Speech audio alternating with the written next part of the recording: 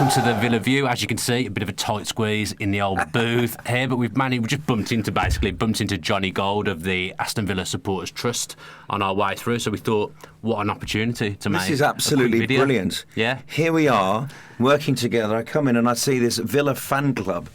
Sort of this mobile Villa supporters club. So here we are. I mean, you're used to better conditions than this with your broadcasting. To be fair, I'm glad you have that image of me. That's all I can say. Well, usually you have enough chairs, don't you, for everyone to sit. I've taken the opportunity to kind of stand. There's more of a gym leg workout that I'm going on for here. I'm not sure how long it's going to last. No, I'm not either. No. You're fit, young lad. Well, the breathing is constricted with this top as well. So I'm not gonna lie. Yeah. So, Jonny, basically, we'll just ask you a few questions about this, just because I've just said to you off camera, I actually know that much about the trust myself. I'm not sure how they operate, what they do. Obviously, I know in the summer when we were having big troubles, the trust were heavily involved in trying to get some messages out of the club and get some messages into the club as well. Can you just tell us a bit? First of all, tell us a bit about your involvement. Well, Simon Goodyear, who is one of the directors, of course, who's written the Brian Little and Peter With autobiographies, phoned me up and said, we are short of exactly the things you're talking about, communications, and we've hit a bit of a buffer, and we'd like you on board to raise the profile and talk about the things that we are actually doing. And, you know, this image of it being a sort of an old boys club playing golf with the board of directors, it's just rubbish, honestly. It is about voluntary community. And so I thought the best way that I could get involved was physically raise awareness using media, because that's my job, but also, more importantly, because that sounds like a bit of nonsense as well, doesn't it? The other thing that I wanted to do was... that's what we specialise in. Yeah, but like this, seriously, the first thing I did as a gesture to sort of what it should be as a community was I raised £1,000 for the Pan Disabilities team. Yeah. And this is, wonderful work which is not acknowledged. And the Pan Disabilities team has become sort of official because of it. It was not before. So that the disabilities teams are going out in Villa shirts, playing schools. So, Acox Green schools playing Aston Villa next, or Big Scalp, The fact of the matter is that everyone's the same, but it's just they're representing Aston Villa. And so Nigel Cannon from Too Simple, he presented the money, and we put it out there on the pitch in the Blues game to promote the idea that we could become a community. And there's something else here as well, ladies and gentlemen, and that is that the more community we instill in Aston Villa, the less control our corporate international strategic ownership has. Because when push comes to shove, we don't necessarily know what the strategy is of the ownership, but what we do know about Aston Villa is that this is a 150-year-old community entity, and that will never, ever change.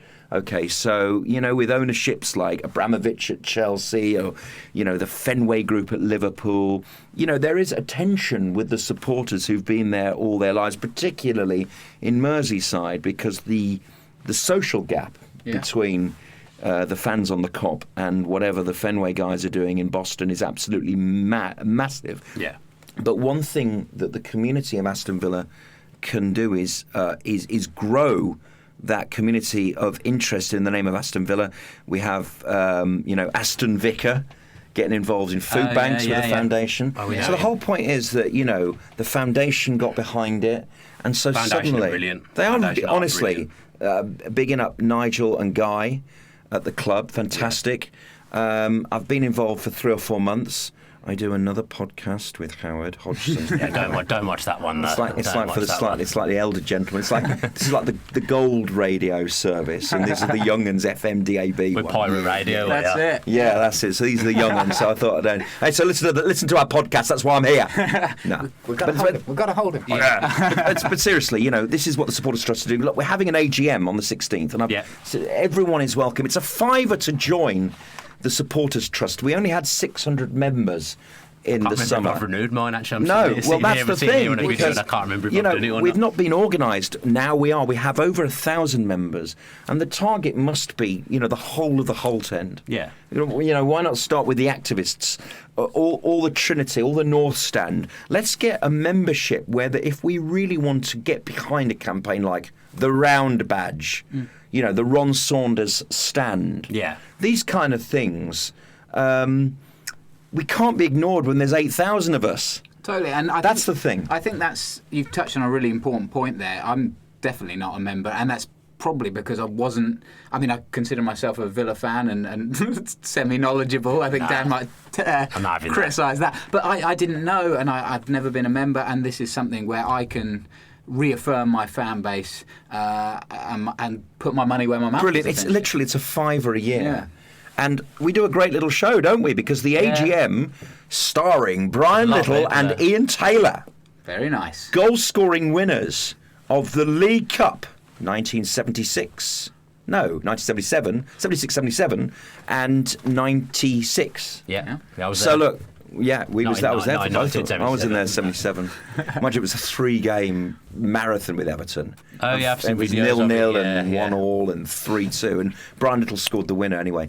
So Brian is for people of our vintage one of the genuine great players. Our Georgie best. Anyway, the whole point is that we're all getting together. Yeah. Christian Perslow's going to be there. Yeah, that's what he's and now Christian Perslow doesn't talk to the media very much. Yeah. If you don't give us the £5 that we need, first of all, it's membership, but also what a great show in the Holt Suite, 6:30 p.m, 16th of January. It's a great little thing, and also come and meet everyone. Yeah. We are a community. I met Dan here, but I also know you from Twitter. And like all sorts of people that I don't know, but I do know. Yeah. I'm looking forward to meeting in the flesh, like Mr. Wazman. I mean, I don't know who that is. He's one of the many followers on follow Twitter. him. Because when you're on Twitter, 400 of your followers, 4,000 of your followers, I think, are Villa fans. Yeah. Well, so we're all linked together. Yeah. I haven't got many Birmingham City ones, I'll tell you that for nothing. I wouldn't think so. No. Can we talk a little bit about what happened in the summer? I don't know if, how much we can say and how much we can't say, but it was such a tumultuous time for the club. And what was your role in that, and what can you shed some light on that if possible? I can tell you that Howard Hodgson was involved behind the scenes, and he talked about that in our last podcast about how close he was with an intermediary who represents actually one of the players of Villa. I'm not going to say any more than that, but there was a rival consortium when Aston Villa literally ran out of money to pay a tax bill, and a winding up order was coming. As it happens, all credit to Tony Shear. I think we must say that because he found Sawiris and Edens without Howard's involvement. Yeah. Although Howard was quite close to it. And, we were about to hemorrhage Jack Grealish for £3 million to Tottenham. I mean, theft. And selling him to Tottenham to watch him go off the bench for 74 minutes in the Premier League would break my little claret and blue heart. The fact of the matter is that his great-great-grandfather played for Villa, won the cup with Villa. He's like the life and soul, and thank goodness. But I tell you what, poster boy, a player as good as that, who deserves to be in an England squad with Gareth Southgate going off to the next sort of major championship, can't stomach a 4th season in the championship. Yeah, that is a big ask. Dean Smith now has to deal with financial fair play. And financial fair play is a question that we get a lot. You love financial fair play. I love it and yet can't understand it, Johnny. At this stage, it feels like we almost had to sell Grealish, we had to sell Chester, we had to sell Codger, and yet we didn't sell any of them, which is brilliant. It's absolutely amazing. And yet now we're signing Kalinic for $7 million. We're looking at defenders. It doesn't seem like we have any kind of any hold on us at all, and Perslow says, we've got absolutely no problem. Clean balance sheet. Is everything fine? Is Villa fit, ready and healthy? And we're looking now just to the future. We have very wealthy guys in charge, and the best slap in the face was to Daniel Levy, where he didn't even reject Jack Grealish's the offer, which went up to £4.5 million and a bag of marbles and some Mars bars. I remember Sawiris saying approximately, "We're not interested in the money." Ooh, That's nice. it's gorgeous. It's not Villa, is it? Not Ooh, like the we're last not few interested years. in the money. No chance of the deal. We're just not interested in your money. Like, your money is such a pithy, tiny little balance sheet nonsense. I'm the king of cotton in Egypt, don't you know? And that's what I love about this guy. They swagger in and they don't say a word. No. You don't Oh, hear they're much all from 'em. powerful. The future's rosy for Villa. That's what we're saying. America and Egypt.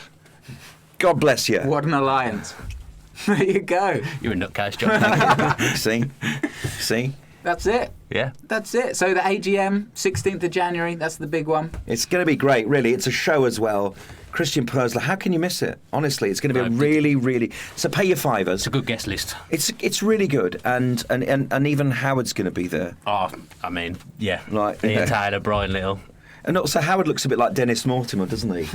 Well, So- yeah, I can see it. He used to be a player, Howard. I think I've seen him say as well. I think he's There's some alluded to the fact he's a good pictures of him on footballer. Instagram with boots on and shorts. He said he was good back in the day. How and, injuries and scuppered his quite career. well-defined calves. Oh, nice. Not a bad-looking lad. Hopefully he'll be wearing shorts to the AGM. Hopefully he won't have I a shirt. doubt it. Hopefully he won't have a Pants won't be- shirt. Hopefully he won't have a shirt on like Tommy. Right, I think that's time Yeah. to call it a day. If you enjoyed that video, why not watch another? Click the video choices on screen now to go and watch them in full. Be sure to subscribe to the channel by clicking our logo there on the left. Easy peasy.